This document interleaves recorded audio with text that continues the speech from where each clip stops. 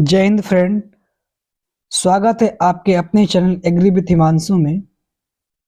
आज हम IBPS AFO के बारे में बात करेंगे और इसमें देखेंगे कि इलिजिबिलिटी क्या है, इसका प्रिलिम्स कैसा था, मेंस में क्या पूछा गया है, सिलेबस देखेंगे, क्वालिफिकेशन देखेंगे, एज रिक्वायरमेंट देखेंगे कितना मांगता है इसमें। इन्हीं सब आज हम पार्ट पे चर्चा करेंगे और देखेंगे कि क्या कैसा है इसमें। तो हम आगे बढ़ते हैं।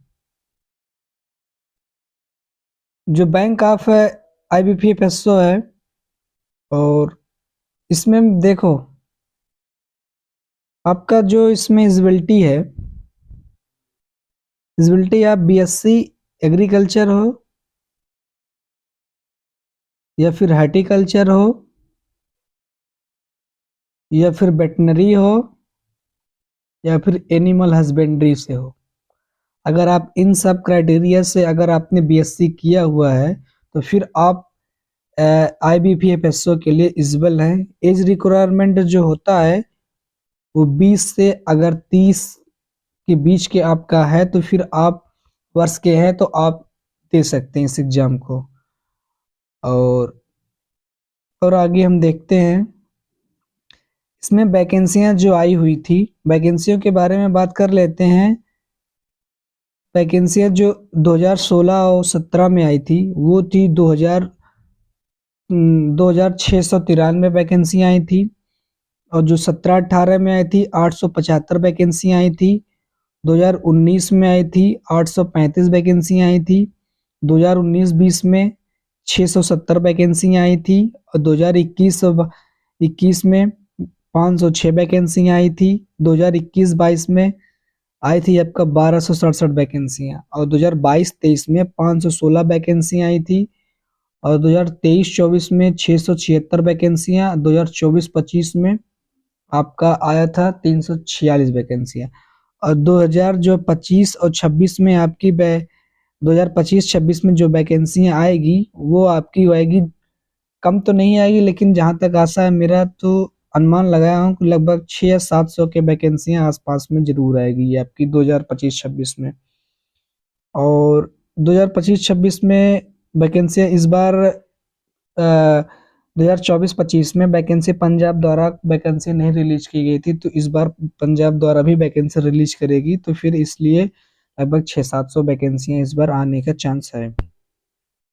और इसमें हम प्रिलिम्स का देख लेते हैं। प्रिलिम्स में आपका पूछेगा इंग्लिश है। इंग्लिश जो है आपका 50 क्वेश्चन आता है और 0.25 नंबर का होता है और ये 25 मार्क का होता है और ये इंग्लिश में ही होता है और 40 मिनट इसका जो टाइमिंग रहता है। और रीजनिंग जो होता है आपका 50 क्वेश्चन आता है और मैक्स इसका मार्क्स होता है 50 नंबर का। ये दोनों बाई लैंग्वेज इंग्लिश हिंदी दोनों में होता है और 40 मिनट का ये रहता है। जो क्वांट है आपका वो 50 क्वेश्चन का होता है और 50 मार्क का होता है। इंग्लिश और हिंदी दोनों में होता है, 40 मिनट का होता है। पूरे मिला के आपको जो 150 क्वेश्चन आते हैं और 125 मार्क रहता है, 2 घंटा आपका टाइम रहता है। ये हो गया आपका प्रिलिम्स का। और जो मेंस में होता है आपका एग्रीकल्चर पूरा पोर्शन रहता है तो उसमें 60 क्वेश्चन आते हैं, 60 ही मार्क के होते हैं। हिंदी और इंग्लिश दोनों होते हैं और 45 मिनट का होता है। ये आपका मेंस का पार्ट है। और आपका मेंस के जो पार्ट में आपके भी मैं बात करता हूँ कि मेंस में बहुत सारे सब्जेक्ट जो पूछे गए हैं इस बार 2024-25 में कुछ अलग सब्जेक्ट से पूछा गया था, फिर उसी भी सब्जेक्ट को हम आज बात कर लेंगे। और जो आपका जो 5 ईयर का पूछा गया था क्वेश्चन मैं आपको बता देता हूँ कौन कौन से क्वेश्चन कितने नंबर से कहाँ से पूछे गए थे। ये आपके एग्रोनॉमी से आपका 6 क्वेश्चन पूछा गया था 2020 में, 21 में 6 क्वेश्चन और 2024 में 6 क्वेश्चन। और सोयल साइंस से 8 क्वेश्चन पूछा गया था 2020 में, 24 में 10 क्वेश्चन पूछा गया था। एनिमल हस्बेंड्री से 12 क्वेश्चन देखो पूछा गया था और हार्टिकल्चर में 12 क्वेश्चन, 6 क्वेश्चन ऐसे ही पूछा गया था। और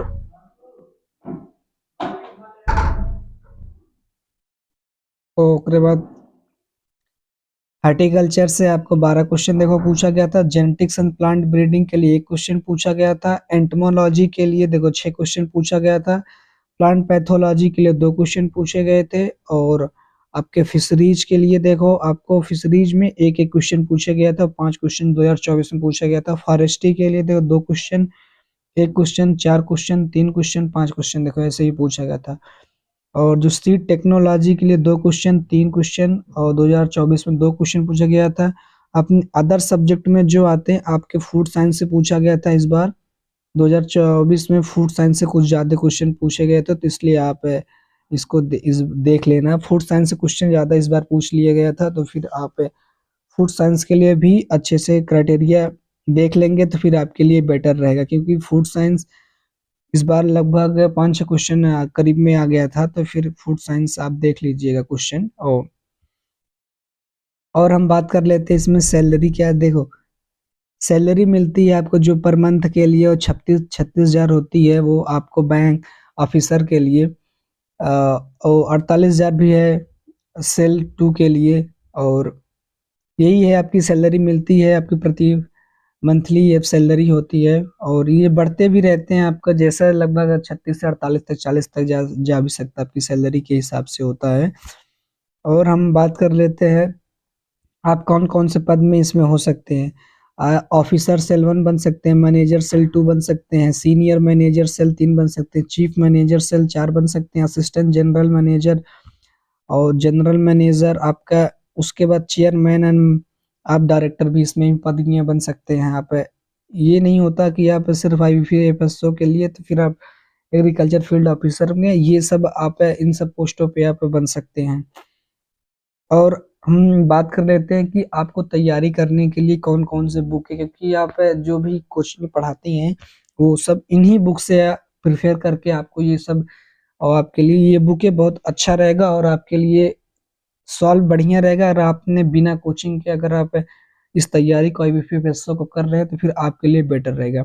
तो आपके जो एग्रोनॉमी के लिए है, एग्रोनॉमी के लिए आपको बुक प्रिंसिपल ऑफ एग्रोनॉमी है, वो आप रेड्डी बुक है, आप इसको प्रिफेयर कर लीजिएगा, या फिर आप SR रेड्डी का प्रिंसिपल ऑफ एग्रोनॉमी है, एग्रोनॉमी के लिए बेटर रहता है। तो फिर आप इसमें कंजक्शन जो रहता है आप अगर पढ़ेंगे तो फिर आपके लिए बेटर रहेगा और अच्छा बुक माना जाता है ये। आप इन बुक को पढ़ेंगे तो फिर आपके लिए बढ़िया हो जाएगा, आपके एग्रोनॉमी तैयार भी हो जाएगी।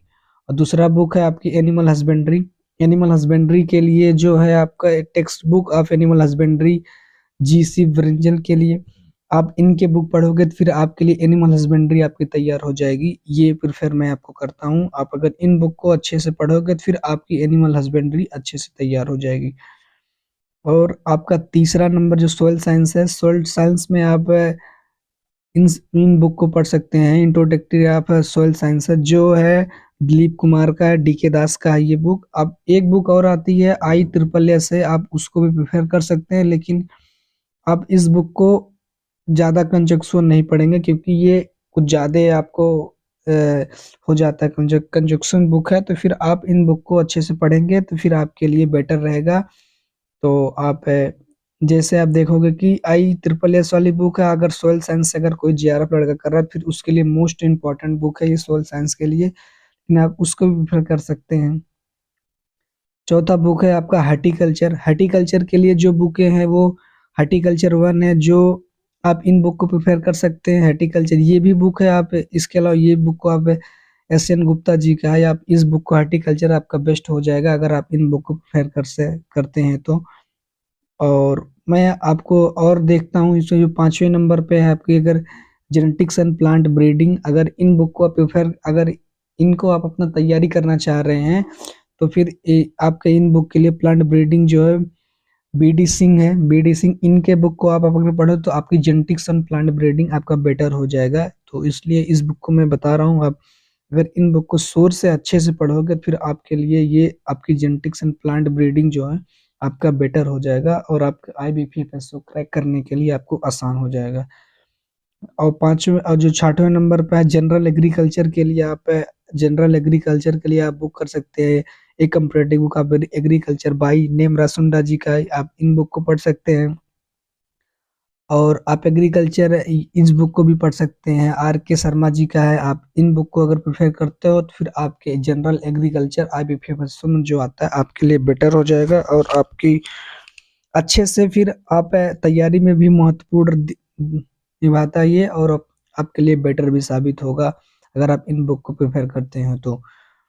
और जो आपका 7वें नंबर पे है, 7वें नंबर फंडामेंटल्स अगर आप क्लियर करना चाहते हैं तो फिर आप फंडामेंटल्स ऑफ एग्रीकल्चर वैल्यून 1 और वैल्यून 2 अरुण कत्यान जी का है। अगर आप इस बुक को अगर प्रिफर करते हैं तो फिर आपका फंडामेंटल एकदम क्लियर हो जाएगा। इसमें बहुत सारे आपको दिए रहेंगे, आप सोल आदि इसमें एग्रोनॉमी देखो, सोल साइंस है, एग्रीकल्चर है, मेट्रोलॉजी है, जो आपका एग्रीकल्चर इकोनॉमिक्स है, इन सब्जेक्ट में आपका दिया गया। जो वैल्यून सेकंड में आपका एंटोमोलॉजी है, इन्वायरमेंटल है, इन्वायरमेंटल प्लांट पैथोलॉजी है, जेनेटिक्स है और प्लांट ब्रीडिंग, आपका जो फंडामेंटल्स एकदम क्लियर हो जाएगा। इन सब्जेक्ट से अगर आप ये बुक को प्रिफर करोगे तो फिर आपके लिए बेटर होगा और साबित अच्छा रहेगा। ये बुक आपके लिए महत्वपूर्ण बनेगा। अगर वैल्यून 2 और वैल्यून फर्स्ट को आपको यू पढ़ते हैं तो फिर आपके लिए इन बुक को प्रिफर बहुत अच्छा रहेगा माना जाता है। 7वें नंबर हम अगर आपको मल्टीपल चॉइस अगर क्वेश्चन आपको करना है तो फिर ऑब्जेक्टिव बुक हो गया आपका। ऑब्जेक्टिव बुक SR कांतवा का बुक है, आप इनको प्रिफेयर करोगे तो आपका ऑब्जेक्टिव बुक अच्छा रहेगा। एग्री वर्ड, आप इन बुक को अगर यूज करते हो तो फिर आपके लिए जो आपका ऑब्जेक्टिव बुक में आपको क्वेश्चन अपने अटेम्प्ट करोगे और देखोगे कि मेरा क्वेश्चन कितना गलत कैसा क्या हो रहा है। आपकी ऑब्जेक्टिव बुक के लिए आपको बेस्ट माना जाता है SR कांतवा के द्वारा। और हम देख लेते हैं कि आपका ये बुक है, आपका जो है फार्म पावर एंड मशीनरी जो है एग्रीकल्चर इंजीनियरिंग के लिए जो बुक है, आप इन बुक को अगर प्रिफेयर करोगे तो फिर आपकी इंजीनियरिंग थोड़ा अच्छा हो जाएगा और बेस्ट माना जाता है इस बुक को।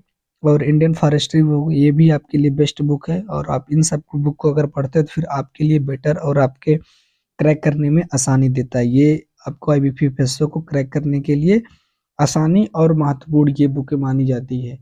और मैं यही कहूँगा कि इस बुक को जितना भी हो सकते हैं आप उतनी अच्छे से पढ़ेंगे तो फिर आपके लिए बेटर होगा। आप डेली, अब मैं ये कहूँगा कि जैसे आप देखो, आप अगर प्रीलिम्स अगर नहीं तैयार है तो फिर आप अभी, जिसकी इंग्लिश कमजोर है तो वो अभी से ही 1 से 1.5 घंटा अभी डेली वो प्रीलिम्स की तैयारी करे। और उसके बाद रीजनिंग की तैयारी, रीजनिंग अगर वो 1 से 1.5 घंटा डेली डेली और रीजनिंग की तैयारी करता है, रीजनिंग पढ़ता है, और जो क्वांट है आपका, क्वांट अगर 1 से 1.5 घंटे तुम डेली अगर इन सब रीजनिंग और ये सब प्रीलिम्स के लिए आपको बेटर माना जाता है। अगर इन इतने दोगे तो फिर आपके लिए उसके बाद आप जो मेंस के, आप मेंस के लिए भी प्रिपेयर, मैंने बुक बता दिया आपको। धीरे धीरे मेंस को कम से कम अभी से मेंस को 3-4 घंटे अगर डेली डेली तुम अगर 3-4 घंटे दोगे मेंस के तो फिर आपके लिए बेटर हो जाएगा। जब भी आप अगला अटेम्प्ट देंगे फिर आपके लिए महत्वपूर्ण होगा और आप में सहयोग बनेगा। और मैं यही कहूँगा कि फिर आप अच्छे से पढ़िए और मस्त रहिए भाई, क्योंकि जितना भी आप पढ़ेंगे उतना भी आपका कम, आप जितना पढ़ेंगे उतना भी आपका अच्छे से आपका वो क्लियर होगा। और जितना भी हो सकता है आप मस्त रहिए, पढ़ते रहिए। Okay, thank you. और हाँ, एक बात तो मैं और कहूँगा कि भाई अगर मेरा ये सेशन अच्छा लगा हो तो फिर लाइक और सब्सक्राइब जरूर कर देना, और आपके लिए बेटर रहेगा। ऐसे इन्फॉर्मेशन और लाऊंगा फिर आपके लिए बेटर रहेगा, क्योंकि बहुत सारे ऐसे लड़के हैं जो कोचिंग नहीं कर पाते हैं, तो उनके लिए ये मैं अच्छा से और इन सब बुकें बता दिया हूँ। आप इन सब बुक पढ़ के आप अपना IBPS को क्लियर कर सकते हैं और अपनी जो एग्रीकल्चर मजबूत भी कर सकते हैं अगर इन सब बुक को पढ़ते हैं तो। ओके, ठीक, थैंक यू।